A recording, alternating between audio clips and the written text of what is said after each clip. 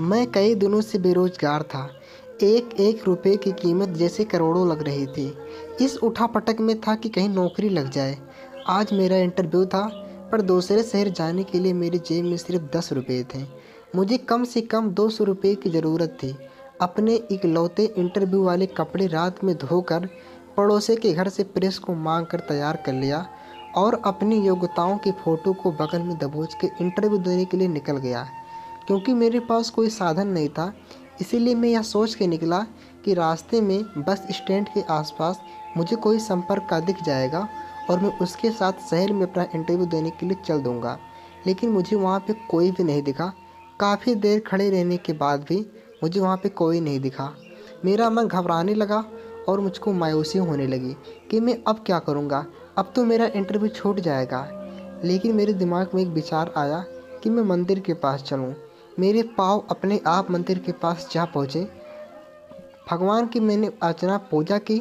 मैंने देखा कि मंदिर के बगल में एक फ़कीर बैठा था। मैंने उस फ़कीर के कटोरे को देखा तो उस कटोरी में इतने सारे पैसे थे जितना कि मेरे बैंक अकाउंट और मेरे जेब में नहीं था।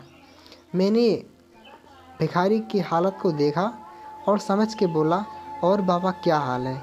भिखारी मेरी बातों को समझ गया और बोला, कुछ परेशान लग रहे हो बेटा, क्या प्रॉब्लम है।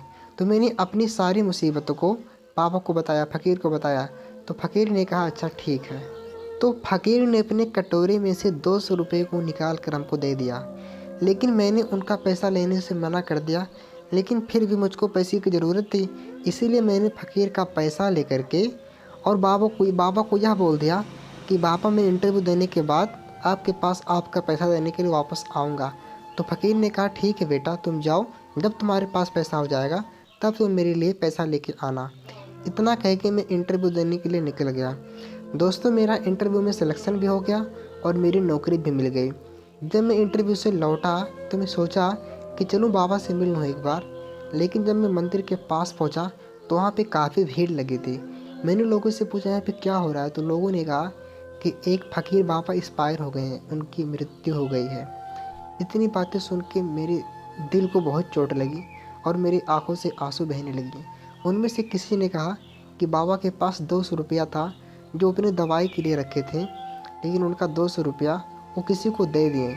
इतना सुन के मेरी आंखों से आंसू छलकने लगा। मेरा दिल भर आया। मैंने भगवान को कोट कोट धन्यवाद कहा और बाबा को स्वर्ग में जाने का प्रार्थना किया। दोस्तों, इस प्रकार कहानी समाप्त हो जाती है। धन्यवाद दोस्तों।